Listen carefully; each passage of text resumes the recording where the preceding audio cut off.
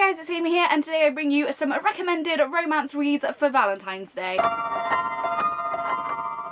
So if you've been watching my channel for a while, you'll know that I'm not the biggest fan of romance. I don't often pick up romantic novels. So today I've got 5 books to show you, ones that have really nice romantic elements in that I've actually really enjoyed. So hopefully, if you aren't a big fan of romance either, maybe you enjoy these reads. If you love romance, then I'm sure you'll love these reads. So let's get cracking. The first book I have to show you is I Capture the Castle by Dodie Smith. Years ago I read Pride and Prejudice by Jane Austen and really loved that book. I wanted something with a similar feel and I was recommended I Capture the Castle. This follows the story of a girl named Cassandra who lives in a dilapidated old kind of castle in the countryside with her family. Life doesn't seem to be going in any particular exciting direction until the rightful heirs of the castle that they live in come over from America, and these rightful heirs are these 2 handsome American young men, and Cassandra and her sister take a fancy to them. So that is book number 1. The next book I have to show you is actually the first book in a trilogy, and it is The Northern Lights by Philip Pullman. This is the first book in his Dark Materials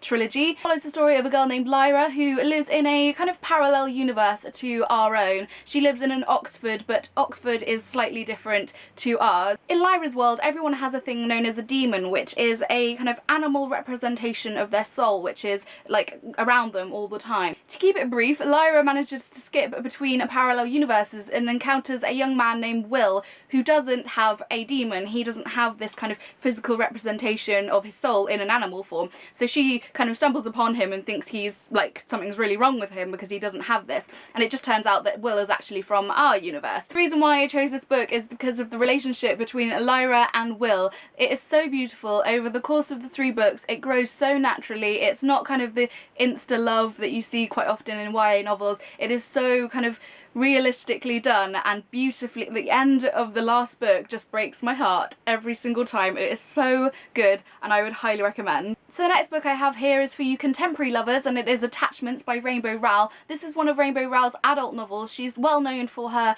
young adult novels, Fangirl and Eleanor and Park. I did enjoy those, but I found her adult novels to be so much more enjoyable. This book is set in the very late 1990s, early 2000s, when the internet and emails is a very new thing in the workplace. The main character is a man who works for a newspaper, and it's his job each evening to go through all the emails that have been sent that day among the people that work for the newspaper and to pick out the ones that are personal. So people shouldn't be using their own email at work for having personal conversations with each other. Unfortunately, he doesn't quite do that, and the emails of 2 women in particular keep getting flagged up to him, and he ends up just kind of reading all of their kind of emails to each other every evening. He really gets attached to their lives and wants to know more about them, and every time I explain this, it just sounds like he's a massive stalker, but in the context of the book, it doesn't come across that way, and I don't know how I can explain it to make it not sound like that, but he isn't a stalker.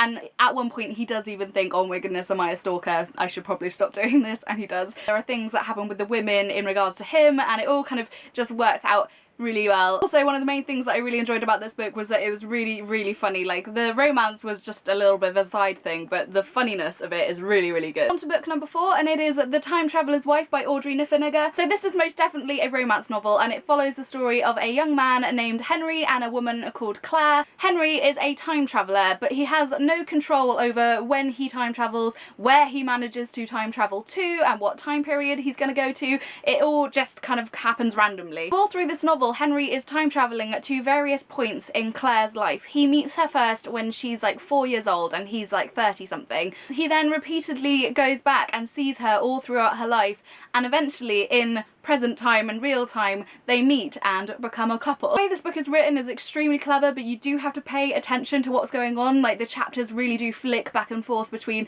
kind of present day Henry, past Henry, like his ages change like quite often, so you have to kind of really make sure you know what time frame he's in. The romance was depicted beautifully, and I did end up crying on numerous occasions. The time travelling that Henry experiences actually takes quite a toll on his body, and he ends up becoming quite sick, and I won't spoil the ending spoiling for you if you haven't read it, but yes, I would highly recommend you pick up this one. Final book I have to show you is actually a classic that I've read in the last few months, and it is Jane Eyre by Charlotte Bronte. This follows the story of Jane Eyre. At the beginning of the book, she is a young girl. Come the end, she is a fully grown woman. We follow her story all throughout her life, all the kind of ups and downs and things that happen to her. So this is very much more than just a romance novel. It is a coming of age story, a story of self-discovery for Jane Eyre herself, and mixed in with all that is this wonderfully gothic feel to the whole book. It is a beautifully written book, and I would highly recommend, if you haven't picked up any of the Bronte sisters novels, this one I think you should pick up first. So there we are, 5 romantic reads for you this Valentine's Day. Let me know what you'll be reading. As always, I will leave links to Facebook, Tumblr, Twitter, everything I've mentioned today down below. I hope you're all having a fantastic day, and I will see you soon.